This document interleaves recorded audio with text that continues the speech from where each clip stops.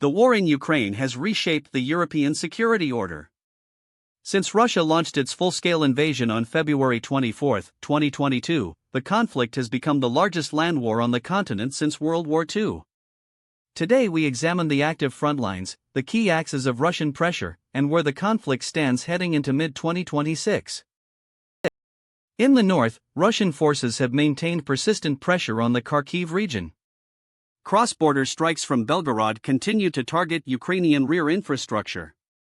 Despite Russian advances near the border town of Vovchansk in 2024, Ukrainian defenses have largely stabilized this front.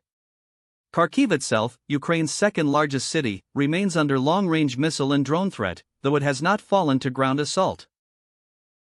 The Donetsk axis is the war's most intense grinding front. Russian forces have advanced incrementally toward Pokrovsk and Kharkiv, applying relentless infantry pressure backed by artillery superiority. After the fall of Avdiivka in February 2024, Russian troops consolidated their positions west of Donetsk city. Ukrainian brigades face severe ammunition constraints and manpower attrition along the roughly 1,200-kilometer front line in this sector. Every kilometer of advance costs Russia thousands of casualties. In the south, the Zaporizhzhia nuclear power plant remains occupied by Russian forces and continues to pose a radiological risk to the region. Ukrainian partisan and drone activity disrupts Russian logistics in occupied Zaporizhzhia. Across the Dnipro River in Kherson Oblast, Ukrainian forces hold bridgehead positions on the left bank while Russian forces control the eastern shore. Crimea-bound logistics routes are regularly struck by Ukrainian long-range drones, degrading Russian resupply capacity to the peninsula. Russia has adapted its air campaign around Kab glide bombs, converted Soviet-era unguided bombs with guidance kits fitted, allowing strikes from outside Ukrainian air defense range.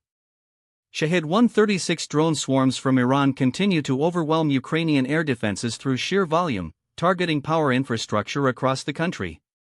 Ukraine estimates over 3,000 kamikaze drones are launched per month, with interception rates between 60 and 80% depending on the wave size.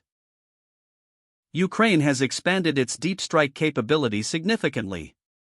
Using domestically produced Paleonitsia cruise missiles and Neptune variants, along with Western-supplied Storm Shadow and ATACMS, Ukraine targets Russian logistics hubs, airfields, and command posts. The Kursk incursion of August 2024 demonstrated Ukraine's ability to seize Russian territory, forcing Moscow to divert reserves from the Donbass front.